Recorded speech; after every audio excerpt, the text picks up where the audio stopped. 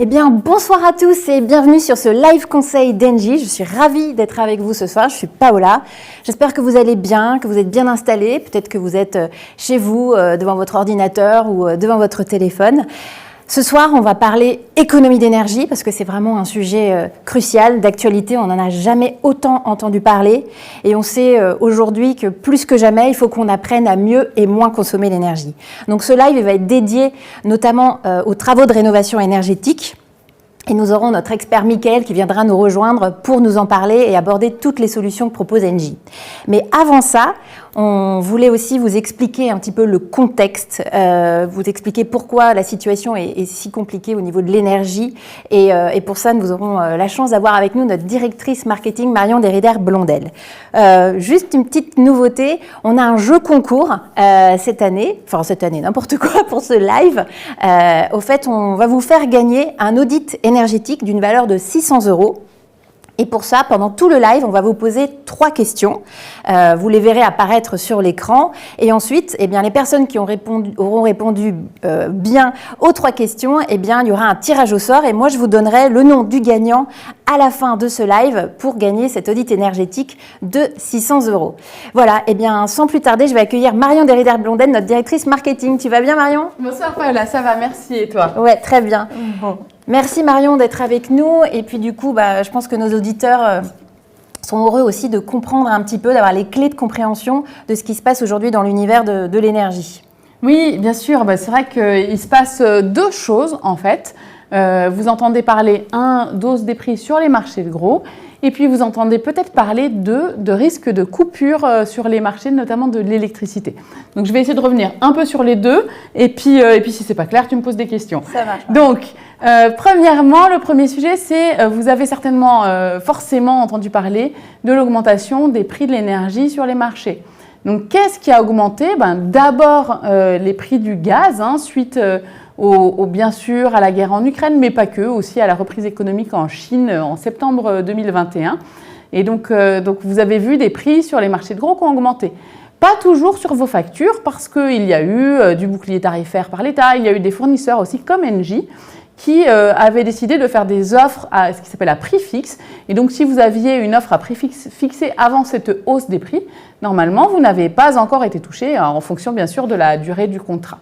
Donc, d'un côté, une hausse sur ces prix de marché. Alors, je crois qu'on avait une petite courbe sur la hausse des prix de marché, mais je ne sais pas. On va demander à la régie si vous pouvez je ne sais pas si vous avez eu la petite courbe, mais en tous les cas, on a prévu une petite courbe sur ces prix de marché. Voilà, vous la voyez. Donc là, c'est les prix du gaz que vous avez sur cet écran. Et ça vous montre un peu les proportions dans lesquelles ça s'est passé. Ensuite, deuxième sujet, donc ces prix, ils ont pu augmenter sur certaines factures, dans certains contrats. Mais en plus, vous pouvez entendre parler de risque de coupure. On vous dit il faut baisser votre consommation parce qu'on n'est pas sûr d'avoir assez d'énergie pour tout l'hiver. Qu'est-ce que c'est ? En fait, sur le gaz, les stockages sont maintenant pleins. Donc, en fait, ce n'est pas tant un problème de quantité de gaz qu'un problème de consommation sur l'électricité. L'électricité, il se passe quelque chose, c'est que ça stocke peu finalement, à moins d'avoir une batterie, mais sinon, il faut vraiment toujours que sur le réseau, il y a un équilibre parfait entre la consommation et la production. Or, vous avez certainement entendu parler de ces histoires de maintenance de centrales nucléaires avec des problématiques de corrosion et tout ça. Et donc, ce que ça donne, tout ça, c'est qu'on produit plutôt moins d'électricité en France cette année que les années précédentes. Et s'il n'y a pas une baisse de consommation en face, le risque, c'est ce déséquilibre du réseau qui n'est pas quelque chose qu'on veut voir parce que ça entraîne des vrais problèmes techniques. Et donc, il faut sans arrêt équilibrer cette production et cette consommation. Et donc, si les consommateurs particuliers ou les consommateurs entreprises n'arrivent pas à faire cette baisse, il se peut que les marchés, le RTE, décident de pratiquer des coupures qui fonctionnent derrière de 2 heures chez les particuliers dans certains quartiers. Et donc ça permet de rééquilibrer cette fameuse consommation avec cette production. Voilà sur les marchés, je ne sais pas s'il faut qu'on aille un peu plus loin. Non, je pense que ça donne déjà un peu une idée de pourquoi on en est là aujourd'hui. Et ensuite, Marion, si tu pouvais nous dire quelles sont les solutions que propose Engie dans les grandes lignes. Bien sûr, alors la première des choses de ce qui se passe là, et c'est ce qu'on fait aujourd'hui avec vous, hein, c'est que la première des choses à faire, c'est déjà de comprendre ce qui se passe et qu'est-ce qui fait que moi, en tant que particulier, dans mon logement, je consomme de l'énergie. Eh bien, donc bien sûr, il y a le logement, la manière dont il consomme. Et pour faire ça, en fait, il y a plein de moyens. Alors, on vous écrit beaucoup en ce moment, si vous êtes client Engie, hein, on vous envoie beaucoup d'emails pour essayer de vous expliquer tout ce que vous pouvez faire chez vous. Vous avez aussi une super chaîne YouTube sur laquelle je crois qu'on a une petite image qu'on va vous mettre aussi sur la caméra. Cette chaîne s'appelle J'agis avec Engie. Vous y retrouverez beaucoup Paola, hein, puisque c'est notre présentatrice attitrée. Et donc, sur cette chaîne, il y a énormément de vidéos qui vont vous expliquer comment faire pour consommer moins et mieux l'énergie à domicile. Donc, comprendre, ensuite comprendre pour agir. On a un programme qui s'appelle Mon programme pour agir qui est ouvert à tous les clients Engie. Et en fait, dans ce programme, on va vous engager à consommer moins, à réduire votre consommation. On va vous lancer des challenges, par exemple. On va vous dire, tiens, il faut que tu consommes moins ce mois-ci que le même mois de l'année précédente. Et quand tu fais ça, eh bien, tu gagnes des points. Ça s'appelle des kilo-actes. Et en plus, ces kilo-actes, derrière, ils peuvent être réutilisés pour financer des associations, des start-up ou pour aider différents projets. Donc, avec mon programme pour agir, c'est un moyen, une fois qu'on a compris, on peut agir et du coup, en consommant moins et on aide d'autres projets en plus. Donc, c'est doublement vertueux. Ça, c'est ce qu'on peut commencer à faire. Ensuite, il y a des clients qui sont dans une situation plus particulière de précarité. Donc, pour ces clients-là, il existe quelque chose qui s'appelle le chèque énergie, hein, qui est mis en œuvre par le gouvernement. Eh bien, Engie a décidé d'abonder ce chèque énergie de 100 € cette année pour les clients qui sont clients depuis au moins qui étaient clients le 27 juillet. Hein, ça a été décidé à cette période-là. Et donc, pour obtenir ce chèque supplémentaire de 100 €, il suffit d'avoir un chèque énergie, d'être client chez Engie. Et puis, derrière, normalement, tout se fait de manière automatique. Et si ce n'était pas le cas, vous pouvez toujours appeler notre service client si vous ne le voyez pas arriver en réduction de vos factures du mois de novembre. Donc, 1, on comprend. 2, on agit. 3, bien sûr, les clients qui ont moins de possibilités, on les aide. Et puis, enfin, il y a toujours le sujet d'agir sur son domicile aussi. Donc, qu'est-ce qu'on peut faire dans son domicile? Vous allez en parler avec Michael, je ne vais pas revenir là-dessus. On peut faire des travaux. Quand on est propriétaire de son logement, c'est plus facile. Et puis, on n'est pas toujours propriétaire de son logement, Paola. Et donc, il existe d'autres solutions aussi chez Engie qu'on vous propose. Des solutions sur base de thermostats, beaucoup. Il y en a pour le gaz et pour l'électricité. Et avec ces thermostats, donc il y en a une qui s'appelle Mon Pilotage Gaz, l'autre qui s'appelle Mon Pilotage Élec. C'est des solutions qui vous permettent de programmer votre chauffage à domicile et donc de programmer des périodes où vous êtes là, vous allez mettre une température un peu plus élevée, puis des périodes où vous n'êtes pas là ou où vous dormez et où vous allez pouvoir abaisser la température. Et en faisant ce système de programmation, ça va vous permettre de faire des économies. Je crois, Paola, que vous avez fait un live sur le sujet. Absolument. Et donc, il me semble que vous allez avoir cette information en bas de vos écrans. Il y a le replay, et vous pourrez voir le replay de cette émission.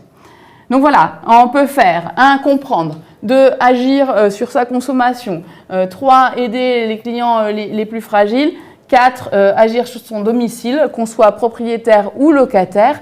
Voilà les grandes informations que je pouvais vous donner ce soir, Paola. J'espère que ça merci répond beaucoup, aux questions. Marion. Je pense que tu nous as beaucoup déjà éclairé. Et puis, quand on aura des questions à la fin du live, tu viendras pour nous avec aider. plaisir. Merci, Paola. Merci, Marion. Et donc maintenant, on va rentrer dans le vif du sujet du live, à savoir vraiment les travaux de rénovation énergétique. Et pour ça, j'accueille notre expert, Michael. On applaudit, bravo. Ça va, Michael? Oui, très bien, et toi? Oui, très bien, ça va. Bonjour à tous. Alors, Michael, du coup, quand j'ai révisé mes petites fiches, je sais qu'on a plusieurs leviers pour faire vraiment des économies d'énergie. Est-ce que tu peux nous dire quels sont ces fameux leviers? Ouais. Alors, parmi ces leviers, il y a trois principaux leviers. Le premier, ce sont d'appliquer des éco-gestes, comme par exemple utiliser des programmes éco de votre électroménager, ou bien encore ne pas laisser ces appareils en veille continuellement. Ce n'est pas le levier qui aura le plus d'impact sur votre consommation, mais si chacun de nous applique ces éco-gestes, cet effort collectif aura un réel impact sur notre consommation et nous permettra d'appréhender d'autant plus facilement cet hiver qui arrive. La force du collectif. Tout à fait. Le second levier, c'est piloter votre système de chauffage pour chauffer à la bonne température, au bon endroit et au bon moment. Inutile de chauffer votre logement lorsqu'il n'est pas occupé. Donc, lorsqu'on s'absente, c'est important en fait d'abaisser la température du logement de 2 ou 3 degrés.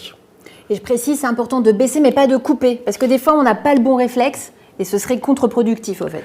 Oui, tout à fait. Le fait de couper complètement son chauffage, lorsqu'on va le remettre en route, ça va demander une puissance plus importante pour remonter en température, et donc qui demande une puissance plus importante va faire qu'on va consommer davantage.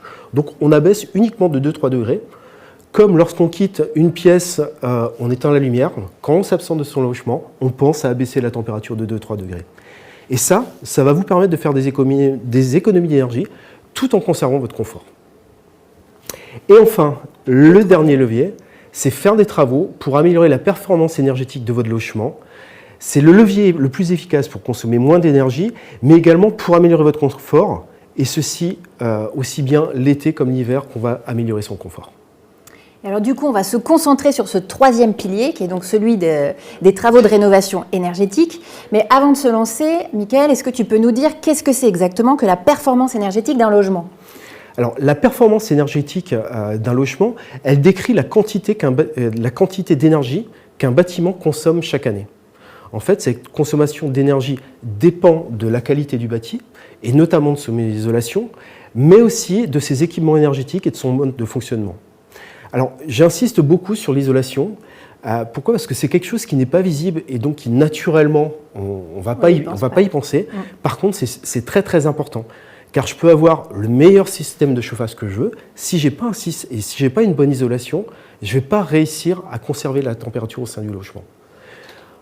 En fait, on peut se dire c'est comme si j'essayais de chauffer mon logement en laissant les fenêtres entrouvertes. Voilà, autant dire que ce n'est pas très efficace. Tout à fait. Alors du coup, cette fameuse performance énergétique, comment est-ce qu'on la mesure ? Est-ce que je peux la mesurer moi personnellement ? Oui, tout à fait. On peut estimer l'étiquette énergétique de son logement, mais il faut savoir que cette estimation n'aura pas de valeur réglementaire comme nécessaire par exemple lors des transactions immobilières. Là, dans ce cadre-là, on va devoir faire appel à un expert qui va faire un diagnostic de performance énergétique et qui va évaluer la performance du logement au travers d'une étiquette énergétique qui va de A à G. Alors on va voir à l'écran cette fameuse étiquette énergétique. Oui, en fait, voilà, on la voit. Ouais, cette étiquette énergétique, elle permet en un coup d'œil en fait de savoir où se situe ce logement. Alors, ce que l'on voit sur l'écran là, si on regarde sur la partie de droite, c'est l'étiquette environnementale du logement. Et en fait, on a un classement qui va de A à G. A pour les logements qui émettent le moins de gaz à effet de serre, et F et G pour les logements qui émettent le plus. Pour la partie de gauche, on retrouve ce même système de classement avec A, les logements qui consomment le moins, et F et G qui consomment le plus, et F et G qu'on appelle d'ailleurs les passoires énergétiques. Donc ça aussi, on en entend beaucoup parler, des fameuses passoires énergétiques, et d'ailleurs, il me semble qu'on ne pourra plus louer ce type de logement.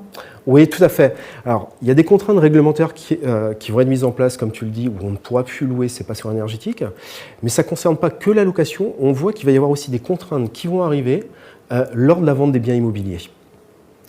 Pareil, on a fait un petit schéma pour vous résumer ces contraintes réglementaires. Et on voit que sur la partie de droite, dès 2023, en fait, les logements les plus énergivores, en termes de location, les contraintes qu'on a sur la droite, sur le schéma, concernent les locations des logements. Et on voit que les logements les plus énergivores, à partir de 2023, il ne sera plus possible de les louer. Et ça, c'est les logements qui consomment plus de 450 kWh d'énergie primaire par mètre carré par an. C'est dans 6 mois, c'est tout à fait, ça imminent, arrive très très rapidement. Ensuite, et ça va aller crescendo, puisque à partir de 2025, ce seront l'ensemble des logements qui sont classés G. Et ensuite, en 2028, les autres logements pour aller jusqu'au logement F en 2034, pour lequel, si on veut les mettre en location, il faudra réaliser des travaux pour le sortir de ces étiquettes énergétiques, donc de cette consommation d'énergie. D'accord. Ça, c'était pour la partie location. Si on regarde sur la partie de gauche, pour la partie en fait, de mise en vente des biens immobiliers, pour les biens les plus énergivores, pareil, on va devoir faire un audit énergétique en complément en fait, du diagnostic de performance énergétique à réaliser. Un audit énergétique devra être réalisé, et ceci aussi, ça va arriver très très rapidement, puisqu'à partir d'avril 2023, en complément du DPE, on devra faire cet audit pour les logements qui sont classés F et G. Le fameux audit, d'ailleurs, qu'on vous propose de gagner si vous participez au jeu concours qui a lieu maintenant. Il y aura 3 questions qui vont apparaître durant tout le live et les personnes qui auront bien répondu aux 3 questions seront tirées au sort. Et c'est quand même une valeur de 600 € cet audit, donc c'est pas n'importe quoi. Et justement, Mickaël, est-ce que tu peux nous expliquer la différence entre un audit énergétique et un diagnostic de performance énergétique ? Oui. Alors, le diagnostic de performance énergétique, qui lui, on a vu tout à l'heure, est obligatoire pour toute transaction immobilière, et ça depuis 2006. En fait, il se traduit par la venue d'un technicien qui va faire un état des lieux de la performance énergétique et environnementale du logement, et qui va vous faire une restitution en fait, de sa performance au travers d'une étiquette qui va de A à G, qu'on a vu tout à l'heure. Il va également vous apporter des conseils, mais je dirais des conseils de premier niveau, sur les travaux à engager pour améliorer cette étiquette énergétique. Pour l'audit énergétique, le technicien va également démarrer par une analyse très, très complète des composantes de logement. Il va en faire une restitution et il va aller plus loin sur la partie des travaux à engager, puisqu'il va vous proposer différents scénarios de travaux pour sortir en fait, de l'étiquette énergétique actuelle. Il va vous faire des scénarios de travaux suivant les objectifs qu'on veut atteindre. Par exemple, si on prend une personne qui est classée en logement F, il va lui faire un scénario de travaux pour atteindre l'étiquette B, un autre scénario de travaux pour atteindre l'étiquette C, en fonction des objectifs de la personne. Alors, ce qu'il faut savoir, que ces scénarios qui vont être proposés, comme je disais, sont détaillés, mais ils sont également chiffrés, ce qui fait qu'on aura une idée en fait, du budget à allouer pour arriver à telle étiquette énergétique. Alors, ils sont chiffrés en termes de montant de travaux, mais ça va au-delà, mais c'est qu'ils vont aussi estimer les économies qui seront réalisées en termes de consommation d'énergie à la suite de ces travaux. Donc l'audit va vraiment beaucoup plus loin, il va vraiment proposer des solutions, les quantifier et donner les coûts, etc. Donc c'est vraiment un diagnostic très complet. C'est très complet, en fait. On sait vraiment, à la suite de cet audit, on sait vraiment qu'est-ce qu'il faut mettre en œuvre, le coût à prévoir et les économies qui vont être réalisées également. Donc si je résume, le diagnostic de performance énergétique, il va être obligatoire pour toutes les transactions immobilières. Et par contre, l'audit énergétique, il va devenir obligatoire lors des ventes des biens, mais qui sont mal classés, c'est ça ? Tout à fait. Tout à fait. Franchement, j'ai des antisèches parce que... Oui, mais en fait, on vient de voir parler des passoires énergétiques, mais en fait, on va avoir de nombreux logements qui vont être concernés par ces contraintes. Parce que si on regarde, on a un petit schéma. Aussi. Si on regarde le parc des résidences principales en France, sur les 30 millions de résidences principales qu'on a en France, on voit qu'on a plus de 5 millions de logements qui sont considérés comme passoires énergétiques, c'est-à-dire qu'ils ont une étiquette entre F et G. Et ça représente, millions, c'est énorme. Ça représente 17%, en fait, 17% du parc des résidences principales en France qui est classé F ou G. D'accord. Et je crois voir aussi qu'ensuite, il y en a quand même 22% qui sont classés... Non, 20 E, c'est ça ? Oui, tout à fait. Donc, c'est quand même pas terrible non plus. Donc, Non, on reste sur des logements qui sont énergivores. Je parlais des 17% F et G parce qu'on se focalise pas mal aujourd'hui sur les passoires énergétiques. Mais E, c'est un logement qui est quand même énergivore.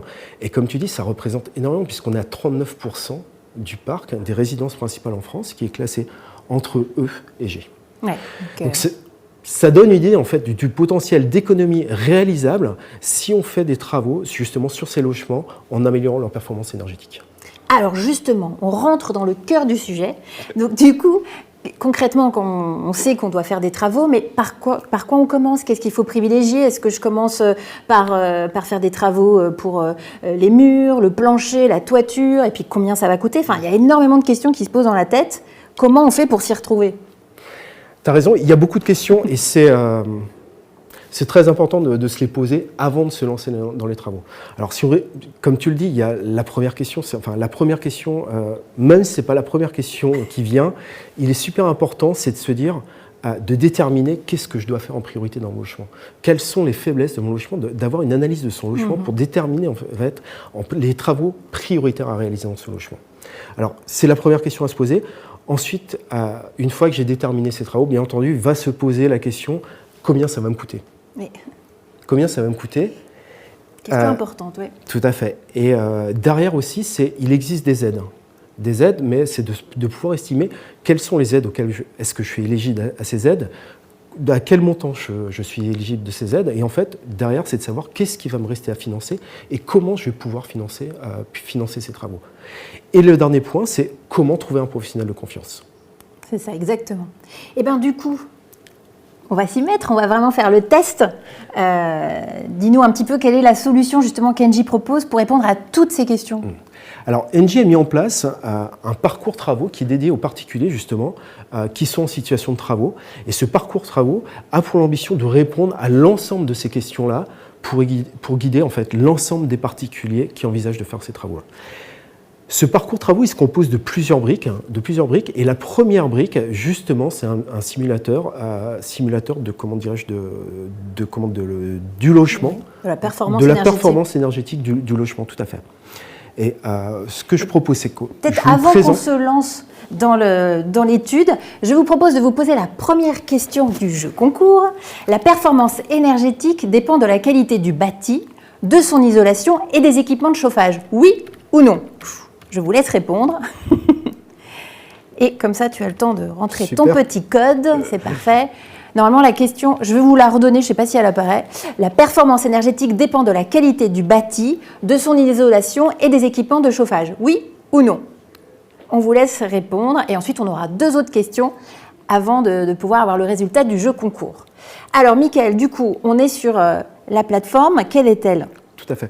Alors, je disais juste en attendant qu'on avait mis en place un parcours travaux. Ce parcours travaux, on le retrouve en ligne sur notre site internet qui s'appelle monespaceprime.engie.fr. Et on voit que cette première brique, ici, on la trouve ici en réaliser votre bilan énergétique.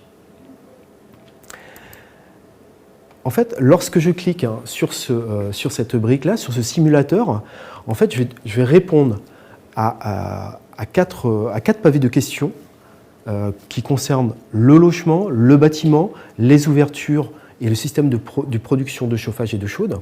Et en fait, en répondant à l'ensemble de ces éléments-là, je vais avoir une analyse, en fait, une première analyse en fait, de mon logement, de ses points forts, de ses points faibles, une estimation de son étiquette énergétique également, et une idée des travaux prioritaires à réaliser dans ce logement.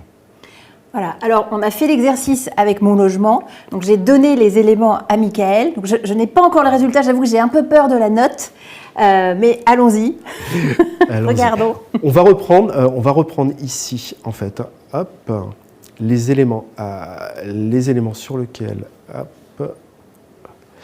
nous avons répondu. Donc ça, c'est tout, voilà, tous les éléments, les questions auxquelles vous allez répondre. De votre côté aussi, normalement, vous avez un lien pour pouvoir aller sur le site et faire en direct, si vous le souhaitez, le diagnostic. Donc nous, on l'a fait un petit peu en avant pour pouvoir tout de suite aller directement sur les résultats. Donc pour ma part, je suis en maison, 120 mètres carrés, une maison des années 75-77, carrée, non mitoyenne. Voilà, on ne va pas tout détailler, mais en gros, c'est ça. Et le résultat, voyons voir, attention. Oui, et puis on voit aussi que dans ton logement, quand tu disais qu'il était de l'année 75-77, mais on voit aussi que ce qu'on a renseigné, c'est que tu as déjà commencé à faire des travaux, que tu as déjà réalisé, notamment tu as changé tes fenêtres. Oui, ça c'était vraiment nécessaire, elles étaient dans un sale état. Donc. Et que tu as installé une chaudière à condensation. Absolument. Je ne travaille pas chez Engie pour rien, hein.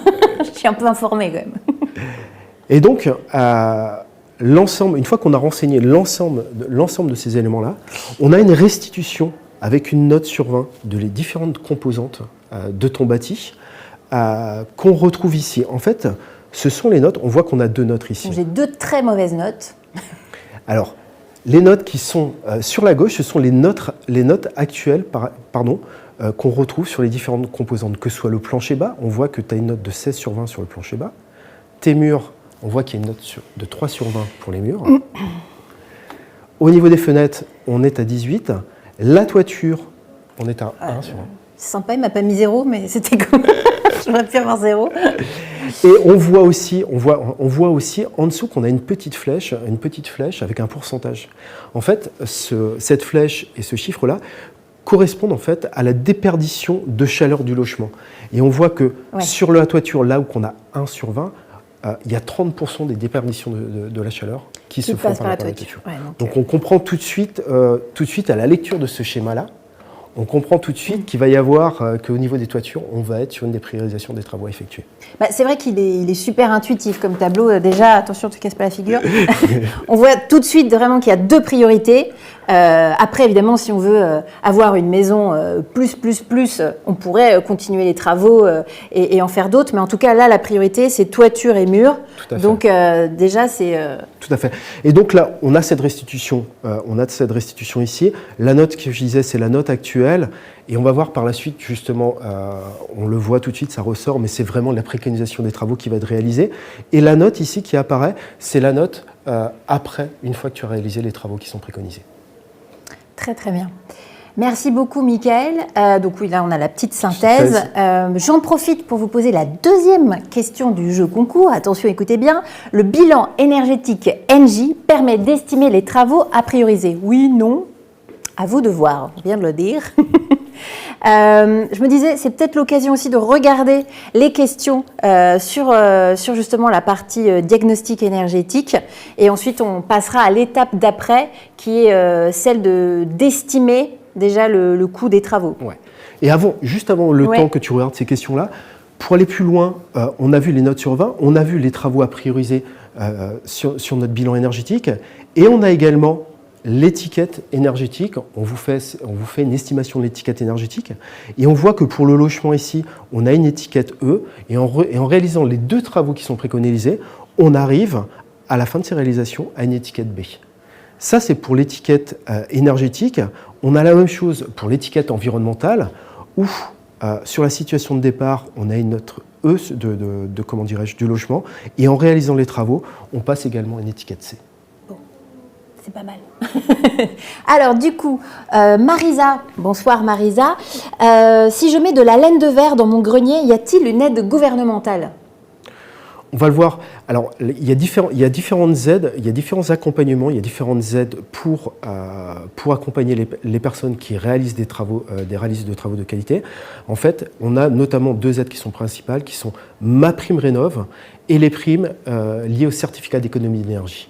Et bien entendu, lorsqu'on fait des travaux, on peut bénéficier de ces aides-là. Mais justement, on va le voir dans le cadre de la simulation. Comment vous pouvez faire pour bénéficier de ces aides et de savoir si vous êtes bien éligible à ces aides-là. On va le voir juste par la suite lorsqu'on va passer sur le simulateur d'aide financière. Alors ensuite, nous avons Younes du 82. Bonsoir Younes. Je veux changer mes fenêtres pour une isolation thermique. La maison est construite en 2018.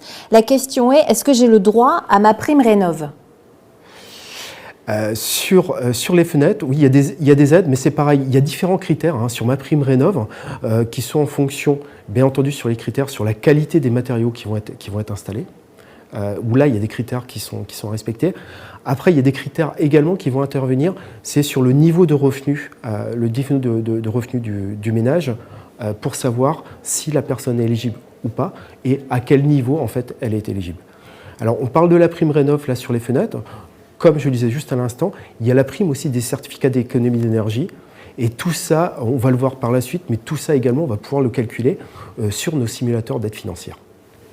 Maurice, bonsoir Maurice. Y a-t-il des aides pour un logement qui n'est pas résidence principale ? Tout à fait. On peut avoir aussi également des aides, notamment sur tout ce qui est propriétaire-bailleur, qui sont également éligibles aux aides, que ce soit MaPrimeRénov' ou la prime des C2E. Autre question de Marie. Bonsoir Marie. Je voudrais faire un bilan thermique, mais c'est très cher, 350 €. Existe-t-il des aides pour cela ? Oui, tout à fait. L'audit énergétique est éligible également à MaPrimeRénov'. Alors, il faut s'assurer, chaque fois quand je dis c'est éligible, il faut s'assurer que la prestation qu'on va choisir répond bien aux critères d'éligibilité, mais l'audit thermique est bien éligible à l'aide MaPrimeRénovation. Super, merci Mickaël. Nous avons Caro. Bonsoir Caro. Je voudrais faire un bilan... Non, pardon, je viens de poser la question. Pardon. Est-ce que j'ai besoin d'être client chez Engie pour bénéficier de vos offres sur les travaux ? Non, du tout. Notre parcours travaux Engie s'adresse à l'ensemble des particuliers. Que vous soyez client chez Engie ou client chez un autre fournisseur d'énergie. Dans tous les cas, vous pouvez bénéficier de notre parcours travaux et également de la prime certificat d'économie d'énergie que vous pouvez également bénéficier, que vous soyez client ou non client. Et enfin, nous avons, pardon, ça va très vite, nous avons AI, bonsoir AI, alors, c'est très précis, 16 ouvertures dans ma maison construite en 1975, simple vitrage, combien cela va me coûter pour placer du double vitrage? Alors là, on ne va pas pouvoir faire une estimation précise, mais par contre, l'outil, lui, va permettre de faire une estimation. Il va pouvoir avoir une idée, il va pouvoir avoir une idée en fait du coût que ça peut représenter la mise en place de comment dirais-je, le remplacement de ces fenêtres. Par contre, en aucun cas, ça va remplacer la réalisation d'un devis par un professionnel. On va avoir un ordre d'idée en faisant nos simulations, mais c'est véritablement un professionnel, lorsqu'il va finir sur place, qui va pouvoir vous donner l'enveloppe nécessaire à prévoir sur les travaux.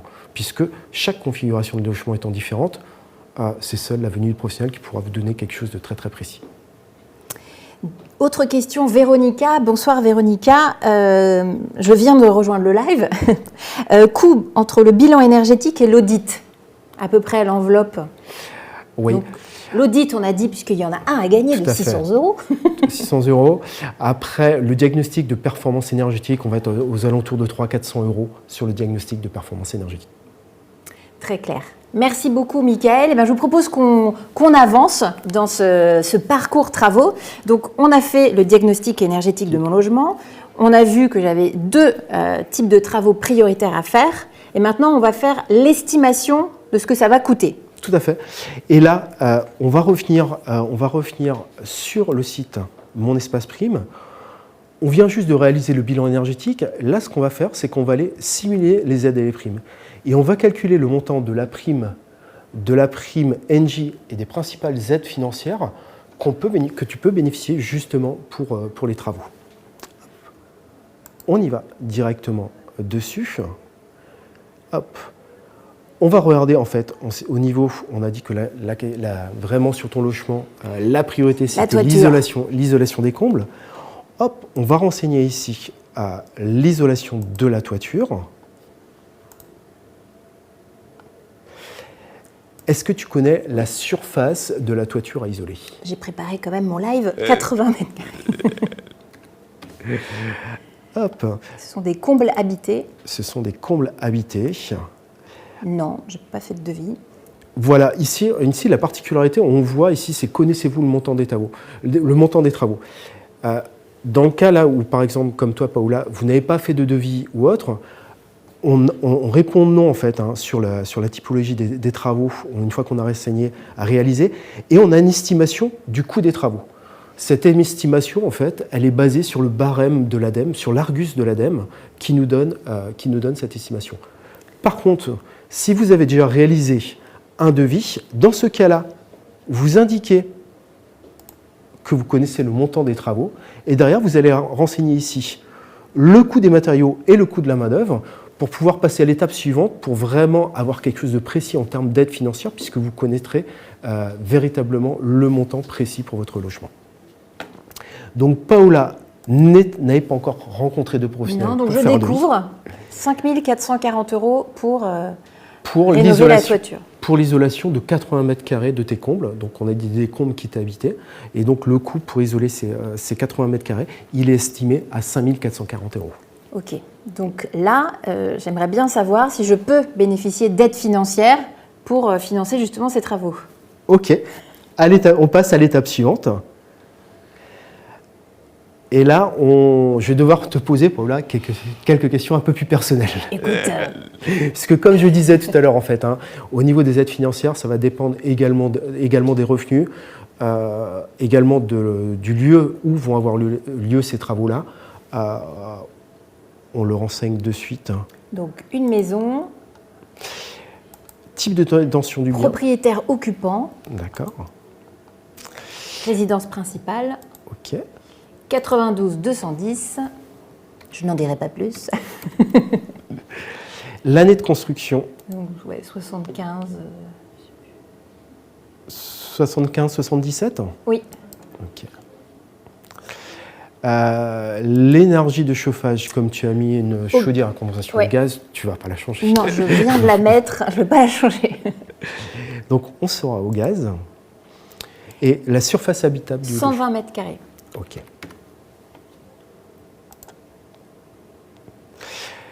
Le revenu fiscal du ménage en 2021. 60 000. Et pour info, si on ne sait pas, il y a une petite information pour montrer exactement où est-ce qu'on a l'info sur sa fiche. En effet.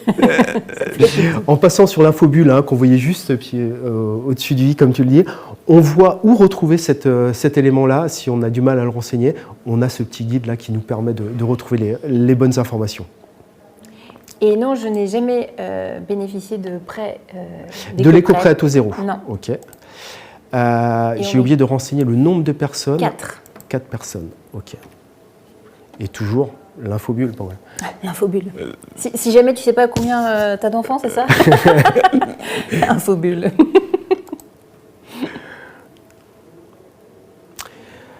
Une fois que j'ai renseigné ces différents éléments-là, il va me calculer en fait les aides financières. Mais déjà, la première chose ici, c'est que je retrouve, si je déplie ici avec le petit bouton, je retrouve les différents éléments que j'ai renseignés sur lesquels je peux modifier si jamais je m'étais trompé. Et on voit ici que pour ton projet qui est de 5 440 €, tu peux bénéficier d'une prime économie d'énergie d'Engie de 693,60 € et de l'aide MaPrimeRénov' de 1 200 €. Bon, et tu me confirmes que les deux aides sont cumulables? Tout à fait. MaPrimeRénov' et la prime économie d'énergie d'Engie sont bien cumulables. Dans le cas concret, là, ici, on voit que l'ensemble de ces deux primes sont de 1 893 €, ce qui fait qu'il te reste un reste à charge à 3 547 €. C'est quand même appréciable. Ça soulage. Et tu peux bénéficier de l'éco-prêt à taux zéro pour financer ces travaux-là. D'accord. OK. Et ça, il y a des conditions, j'imagine, pour en bénéficier? Tout à fait. Lorsqu'on a renseigné tout à l'heure en fait, les différents éléments du simulateur des aides financières, tout de suite, il a été, par rapport à ce qu'on a renseigné, il nous indique directement dans cette restitution si on est éligible ou pas à l'éco-prêt à taux zéro. D'accord, super. Alors, cette estimation-là, on la retrouve, mais une fois que vous l'avez faite, vous pouvez également la recevoir. Il suffit de renseigner juste ici son email et vous recevrez directement cette restitution par email. Bon, super. Merci beaucoup, Michael. On va regarder du coup les questions qui portent sur les aides, même si on avait vu déjà qu'il y avait quelques questions. Juste avant de passer aux questions, vous savez que voilà, on débute dans les lives et donc on a à cœur d'améliorer l'expérience. Donc dites-nous avec un petit pouce comme ça si le format vous plaît, comme ça si ça ne va pas du tout, sachant qu'on préfère comme ça, mais vous êtes libre. Et puis à la fin du live, il y aura un petit questionnaire un tout petit peu plus détaillé et vraiment ça nous aide, nous, pour nous améliorer parce qu'on sait qu'on a une marge d'amélioration non négligeable. Voilà, alors du coup, on va regarder un petit peu les questions. Nelly, bonsoir Nelly. Une toiture de véranda en verre triple épaisseur est-elle éligible à la prime Engie? C'est précis comme question, je ne sais pas si... Sur une toiture de véranda, je ne pense pas, je ne m'avancerai pas, là, il faudra creuser plus, mais sur une véranda, je ne suis pas sûr que ça puisse rentrer en fait dans l'éligibilité de ces différentes aides, et notamment sur MaPrimeRénov'. Alors Nelly, de toute façon, on a des experts qui sont avec nous dans la régie, qui vont pouvoir vraiment vérifier l'information pour qu'on ne vous dise pas de bêtises et qui vont vous répondre parce qu'on ne voudrait pas vous dire des choses fausses. Loïc du 59, bonsoir Loïc. Je souhaite isoler mes murs, mais ils sont très humides. Puis-je les isoler de l'extérieur? Là, c'est important de faire venir un professionnel pour qu'il fasse vraiment un état des lieux, qu'il identifie pourquoi ces murs sont humides. Alors, cette isolation, comme on disait par l'isolation par extérieur, elle intégrera une ventilation, c'est-à-dire qu'il y a une lame d'air entre les deux, mais c'est très important. Là, il faut vraiment se rendre sur place pour faire un état des lieux complet et de voir la solution la plus pertinente pour faire cette isolation.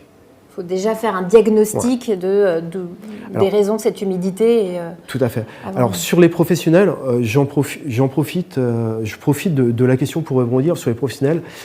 Soyez vigilants dans la sélection des professionnels qui soient bien habilités RGE. RGE, ça veut dire reconnu garant de l'environnement, et c'est notamment un des critères pour être éligible aux aides. Donc soyez bien vigilants lorsque vous faites appel à des professionnels, que ces professionnels aient bien le label RGE. Sinon, les aides ne fonctionnent pas. Les aides ne fonctionnent pas, et le fait d'avoir RGE, on a la certitude, ce sont les entreprises qui ont été formées, qui sont auditées et qui sont spécialisées dans les travaux de rénovation énergétique ou dans l'installation d'équipements utilisant des énergies renouvelables. Donc très important ce point. RGE, on retient. Ensuite, Alain Cast. Bonsoir Alain. Si je remplace mes fenêtres, y a-t-il un réel gain en termes d'économie d'énergie et de confort de vie ? Alors oui, il y a un réel gain en termes d'économie d'énergie. Tout à l'heure, on a vu sur le plan en fait, que les déperditions thermiques les plus importantes, elles étaient situées au niveau des toits, viennent ensuite les murs et ensuite les fenêtres qui sont à 15%. Donc c'est pas là qu'on va réaliser le plus d'économie d'énergie parce que c'est pas là qu'il y a le plus de déperditions. Par contre, bien entendu, ces 15%, c'est important de les neutraliser. Et ça va vous apporter également, en plus des économies d'énergie, ça va apporter du confort et également du confort thermique, mais aussi du confort, tout ce qui est sonore, que ça vous apporter dans le remplacement des fenêtres. Mais je pense que ce qu'on disait tout à l'heure, c'est important, avant de se diriger vers un type de travaux, de véritablement se poser les bonnes questions et d'analyser toutes les composantes de ce logement pour trouver la solution la plus pertinente à mettre en œuvre sur son logement. Autre question, Bruno. Bonsoir Bruno. Faut-il mettre des radiateurs dans ces combles ou laisser la chaleur des radiateurs du rez-de-chaussée monter, chauffer le haut ? Alors, sur les combles, j'imagine que ce sont des combles aménagés. Ce sont des combles aménagés, donc des combles aménagés. Alors, d'une façon naturelle, l'air chaud va monter jusqu'au comble. Alors, si cet air chaud qui remonte jusqu'au comble est suffisant pour atteindre la température, puisqu'on pilote son système de chauffage, inutile de mettre ces radiateurs en place. Ce qui va être important là, c'est vraiment le pilotage, ce qu'on disait en un premier temps, c'est le pilotage de piloter en fait son système de chauffage pour avoir la bonne température et au bon endroit. Donc peut-être qu'il ne sera pas nécessaire de chauffer ces combles-là parce que naturellement la chaleur va monter et ne nécessitera pas. Après, c'est vraiment d'avoir un bon système de pilotage pour avoir la bonne température dans les bonnes pièces. Autre question, Claude, 62. Bonsoir Claude. Je voudrais faire poser une pompe à chaleur. Y a-t-il des aides ? Oui, tout à fait. Il y a des aides pour les pompes à chaleur. Les deux principales, on revient à MaPrimeRénov' et les primes C2E. Et en plus, pour l'installation de pompes à chaleur, on a une aide qui s'appelle le coup de pouce qui fait partie intégrante de la prime C2E, qui est une bonification justement quand on installe une pompe à chaleur. Alors, il y a certains critères à respecter, notamment sur le matériel qui va être remplacé pour bénéficier de la prime coup de pouce, mais il faut savoir que les pompes à chaleur sont éligibles à la prime coup de pouce. Et sont éligibles à la prime coup de pouce. Et alors, je ne sais pas dans quelle situation il va installer sa pompe à chaleur, mais il y a aussi une prime qui va encore plus loin, qui est le boost fuel. Si jamais il installe une pompe à chaleur pour remplacer une chaudière au fuel, il aura droit à ce coup de pouce et un boost supplémentaire qui fait qu'on peut avoir une aide qui peut aller jusqu'à 5 000 € pour l'installation d'une pompe à chaleur. Donc quelque chose qui est pas négligeable du tout. Qui a étudié. Merci beaucoup. Je continue les questions, il y en a un paquet. Lolo du 87. Bonsoir Lolo. Faut-il commencer par l'isolation ou par le remplacement du système de chauffage ? Très bonne question Lolo. Très bonne question et c'est très important de bien démarrer ces travaux. Et là, la réponse, c'est il faut démarrer par l'isolation de son logement. Pourquoi c'est important de démarrer par l'isolation de son logement ? Parce qu'en fait, le matériel, les équipements de chauffage qui vont être installés vont être calibrés en fonction des besoins de la maison en termes de chauffage. Donc, on voit tout de suite qu'une maison bien isolée n'aura pas les mêmes besoins qu'une maison non isolée. Donc, faites tout de suite les travaux d'isolation avant de démarrer les travaux comment dirais-je, de rénovation, d'équipement énergétique, pour que le matériel que vous allez installer soit adapté en fait à la configuration de logement. C'est vrai, et c'est d'autant plus vrai ceci pour notamment si l'équipement installé est une pompe à chaleur. Puisque dans ce cadre-là, on va se retrouver, si on installe une pompe à chaleur avant de réaliser les travaux, une fois qu'on aura réalisé les travaux d'isolation, on va se retrouver avec une pompe qui va être mal calibrée puisqu'elle va être trop puissante par rapport aux besoins. Et on va avoir une pompe à chaleur qui va se mettre en route, qui va s'éteindre très très régulièrement. Et ce n'est pas bon du tout pour le bon fonctionnement de la pompe à chaleur, ni non plus pour sa consommation. Donc très important, j'envisage de faire un bouquet de travaux qui concerne et l'isolation et le chauffage. Je démarre par l'isolation pour vraiment bien calibrer mon système de chauffage. Merci Mickaël. Didier du 27, bonsoir Didier. Est-ce que je peux bénéficier de plusieurs aides financières en même temps ou est-ce que je dois choisir une seule aide? Non, tout à fait. On a vu qu'elles sont cumulables. Hein. On a vu qu'elles sont cumulables. Tout à l'heure, on voyait l'exemple. La prime certificat d'économie d'énergie et ma prime rénov sont des primes qui sont cumulables. Donc, il n'est pas nécessaire de faire un type de travaux, d'attendre pour pouvoir faire un autre type de travaux pour une autre aide financière. Donc, bonne nouvelle, c'est cumulable. Je regarde. Alors, pendant que tu regardes, j'en pense aussi, oui. On ne l'a pas évoqué là, je vous ai parlé des primes qui sont les plus importantes, qui sont ma prime rénov et la prime économie d'énergie. Il faut savoir qu'on peut bénéficier aussi d'aides locales. D'aide locale, que ça peut être au niveau de la région, du département. Et là, par contre, pour connaître vraiment ces aides, parce qu'on a des critères qui sont très très différents d'une région à l'autre, là, on vous conseille de vous rapprocher justement de vos organismes en local, que ce soit l'ADIL par exemple, qui peut vous renseigner en local, pour savoir si, en complément de ces aides-là principales, qui sont ma prime rénov et la prime certificat d'économie d'énergie, vous pouvez également bénéficier d'aide de votre région ou du département, par exemple. Très clair. Pascal Gresson, bonsoir Pascal. J'ai déjà une prime avec vous. Suis-je limité dans le temps pour en avoir une autre? Non, du tout. Quand il dit j'ai déjà une prime, avec vous, je pense qu'il fait référence qu'il a déjà bénéficié de la prime certificat d'économie d'énergie d'Engie. Par exemple, il a fait ses travaux d'isolation et il a bénéficié de la prime certificat d'économie d'énergie. Et ben aujourd'hui, s'il décide de faire des travaux pour renouveler ses équipements électriques, il n'est pas limité et il peut également bénéficier de cette prime économie d'énergie à nouveau pour financer son système de chauffage. Parfait. Père Drillon, bonsoir Père Drillon. J'ai fait installer une pompe à chaleur RR. Puis-je avoir la prime économie d'énergie en vous transmettant devis et factures? Merci. Alors, ce qui est très très important en termes de critères d'éligibilité sur la prime économie d'énergie, mais également sur les coups de pouce ou autres, ce qui est très très important, c'est que pour bénéficier de ces primes-là, il faut s'être inscrit en amont de la signature du devis. Donc si on a déjà fait installer son matériel, il est trop tard. Et ça, c'est une contrainte réglementaire. C'est-à-dire qu'aujourd'hui, la prime économie d'énergie d'Engie, pour qu'Engie puisse déposer ce certificat d'économie d'énergie auprès du pôle national des C2E, il faut qu'on justifie comme quoi on vous a accompagné en amont de la signature du devis. Donc, quand vous êtes accompagné, c'est qu'à minima, que vous soyez venu sur notre site et que vous soyez inscrit. Donc aujourd'hui, si vous n'êtes pas inscrit sur le site Engie avant la signature du devis, malheureusement, Engie ne pourra pas déposer un certificat d'économie d'énergie auprès du pôle national des C2E et donc vous ne serez pas éligible à la prime économie d'énergie. Donc c'est un élément très important. En fait, la question, elle le permet vraiment de le mettre en évidence. C'est très très important de vous renseigner et de vous inscrire avant tout engagement auprès d'un professionnel. Quand je dis la signature du devis, ça peut être le versement d'un acompte ou autre. Avant toute chose, il faut vraiment vous être inscrit, avoir engagé les démarches pour être éligible aux aides. Tu fais bien de le préciser.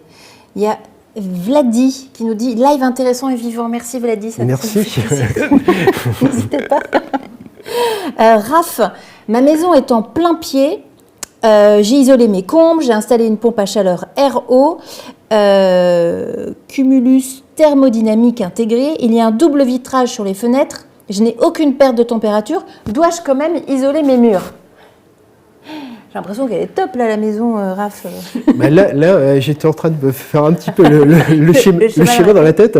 Là, je dirais, pour être au top sur la maison, c'est le dernier levier qui reste. Hein. C'est le dernier levier qui reste, mais c'est un levier qui n'est pas négligeable. Alors, je ne sais pas de quelle année elle est la maison. Elle est très ancienne, mais c'est un levier qui n'est pas négligeable. Pourquoi il n'est pas négligeable de se poser la question au niveau de l'isolation des murs ? Parce que c'est un gros poste de déperdition de chaleur. Après la déperdition au niveau de la toiture des combles, c'est le deuxième poste qui arrive de déperdition, l'isolation des murs. Donc, Alors, je parle de déperdition, d'isolation des murs aussi, mais on ne l'a pas beaucoup évoqué jusqu'à présent, c'est en termes de confort. En termes de confort, d'avoir des murs vraiment isolés, en plus des économies que ça va réaliser, ça va vous apporter un réel confort.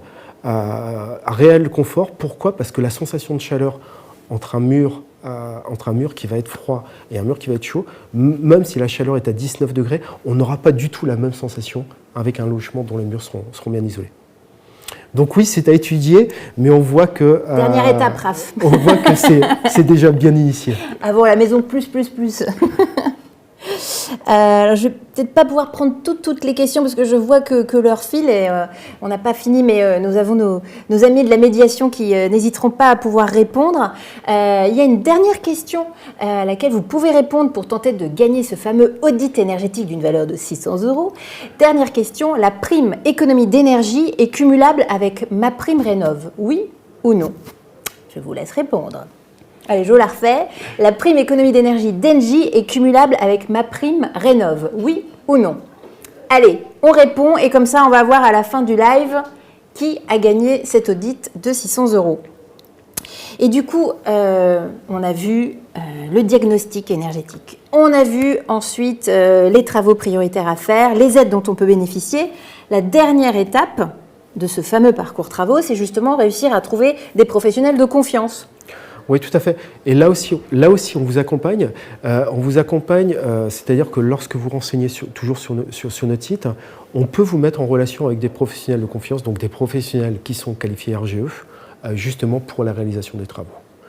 On peut également vous proposer des offres avec les aides qui sont directement déduites de la facture, ce qui fait que vous avez un reste à charge qui est moindre.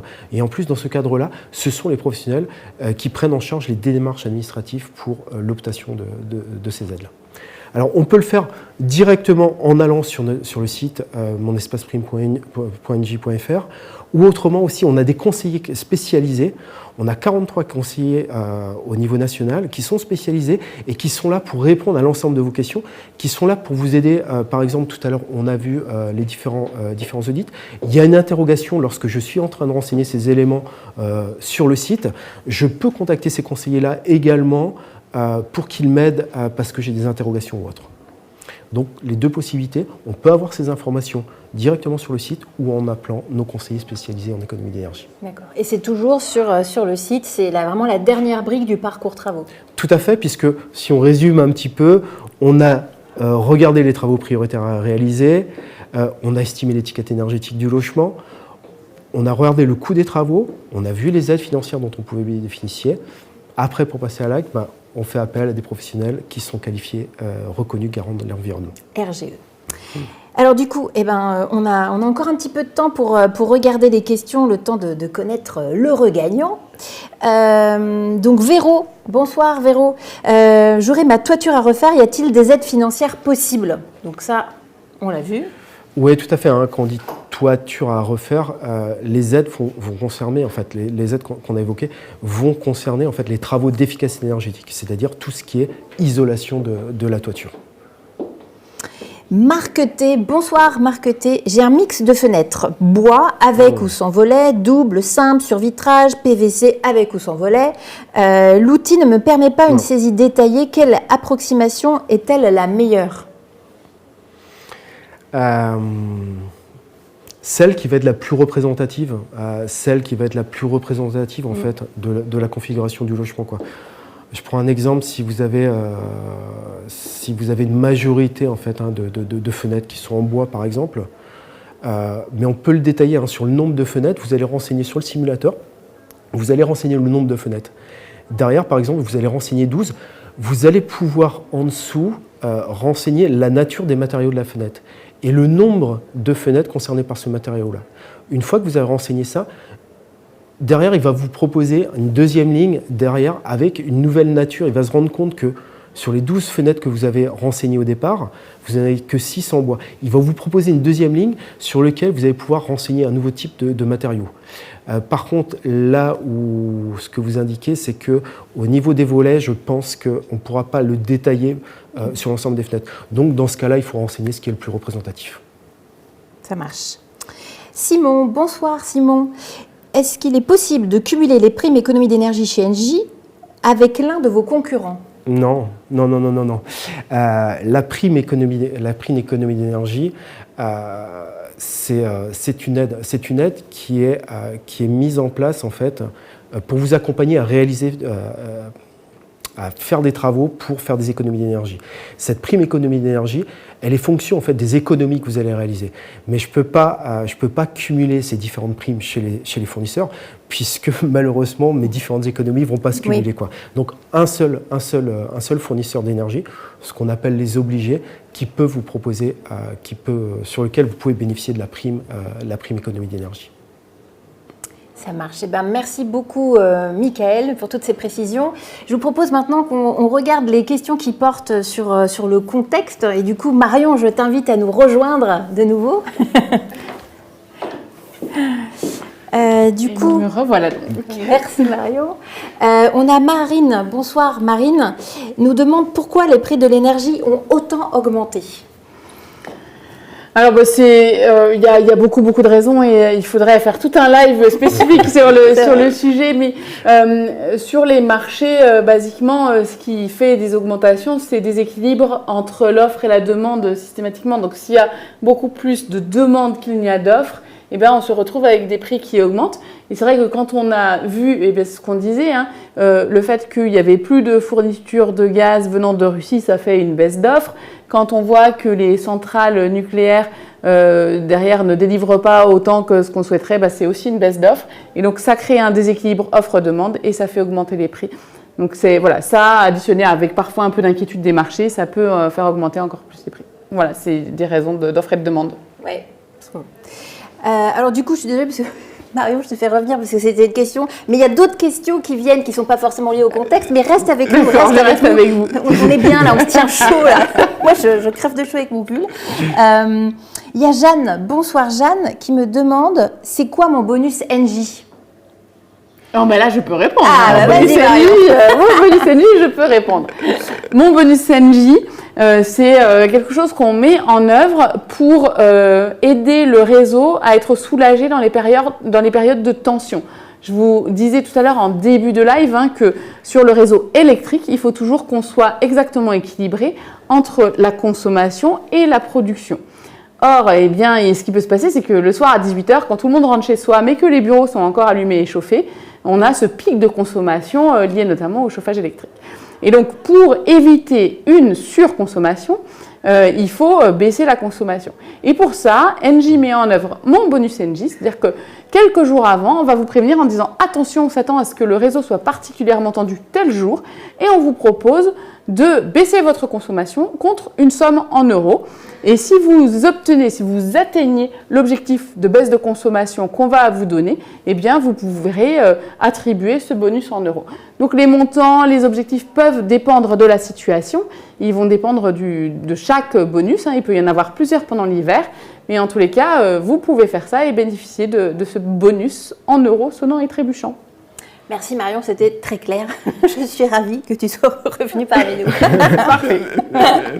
Autre question de Bastien. Bonsoir Bastien. Mon pilotage élec, c'est que pour les clients Engie ou pas ? Alors, je peux aussi répondre à cette question. Mon pilotage ELEC, c'est pour les clients Engie et pour les gens qui ne sont pas clients Engie. Et donc, vous nous appelez. Et si vous êtes... donc, il faut avoir un chauffage électrique pour bénéficier de mon pilotage ELEC. Et on sera ravis de vous le proposer. Alors, il y a beaucoup de demandes en ce moment sur cette offre. Et du coup, on a des zones qui sont un peu en tension sur l'installation. Donc, il se peut qu'en fonction de là où vous habitez, on ne soit pas en mesure de répondre immédiatement à votre demande. Mais on fait tout ce qu'il faut pour être capable de répondre sur la France entière. Oui, puisqu'on en a parlé lors du dernier live. Et donc, c'est un service qui est gratuit, mon pilotage ELEC. Et du coup, les gens étaient extrêmement surpris parce que c'est quand même vraiment une solution de confort, de pilotage. Et donc, voilà, les gens étaient un peu surpris de ce service. Oui, alors c'est un service qui est gratuit parce qu'en échange de ce service gratuit qui est installé chez vous pour programmer votre chauffage, eh bien vous acceptez que dans ces mêmes moments de tension dont on parlait tout à l'heure, la température chez vous soit éventuellement abaissée de jusqu'à 1 degré. Normalement, c'est pas perceptible, 1 degré. Et du coup, c'est la raison pour laquelle il y a un avantage et un petit inconvénient éventuel. Et donc, c'est la raison pour laquelle c'est gratuit. Absolument. Mais l'avantage est énorme puisque, comme je disais tout à l'heure, lorsqu'on quitte une pièce, on éteint la lumière. Lorsqu'on s'absente de son logement, on pense aussi à baisser la température et surtout on pilote la température sur l'ensemble de ces pièces. Oui, alors là, ce qui est génial en plus, c'est qu'on le fait dans son appli. Donc même si on a oublié, eh bien, on peut le faire depuis le bureau, depuis ailleurs. Alors il y a Yann. Bonsoir Yann. Yann nous demande quand est-ce que va s'arrêter la crise énergétique ? Yann, j'adorerais avoir une réponse à cette question. On l'a dit tout à l'heure, une grande partie de ce problème vient du déséquilibre entre la production et la consommation. Donc, pour que ça s'arrête, il faudrait soit qu'il y ait une baisse assez durable de la consommation, soit qu'il y ait une augmentation assez durable de la production. Et ça, sur l'ensemble du marché européen, puisque vous le savez, on est très interconnectés entre les différents pays, en tous les cas avec nos principaux voisins. Donc en fait, malheureusement, je n'ai pas la réponse. Un des sujets, ça va être la météo cet hiver. Est-ce qu'il va faire très froid ou pas très froid ? Pour l'instant, il ne fait pas très froid, alors c'est certainement pas une bonne nouvelle pour le climat. En revanche, c'est susceptible de diminuer un peu les tensions sur les marchés et les inquiétudes dont on parlait tout à l'heure. Maintenant, voilà, on s'attend quand même à quelques hivers un peu tendus, mais encore une fois, franchement, je n'ai pas la boule de cristal. J'aimerais beaucoup. Alors, eh bien voilà, on a fait le tour un petit peu des questions et j'ai le nom du gagnant. Ah alors, Céline du 44. Bravo Céline. Bravo Céline. Céline, vous avez gagné donc cet audit énergétique d'une valeur de 600 €. Je crois que je suis vraiment bonne pour le téléachat. Et donc, on va vous contacter, Céline, pour que vous puissiez bénéficier de cet audit. Merci beaucoup d'avoir participé. Voilà, on espère qu'on aura répondu à beaucoup de vos questions, que vous aurez trouvé ce live vivant et intéressant. N'hésitez pas, il y a un petit questionnaire à la fin pour répondre. Ça prend 2 minutes top chrono et nous, ça nous aide vraiment à nous améliorer. Merci beaucoup, Marion, d'avoir répondu à toutes nos questions. Merci, Michael, pour ton expertise, toutes ces précisions qui sont précieuses. Voilà, je vous souhaite à tous une très belle soirée et à bientôt. Merci, Paola. Ciao. Merci.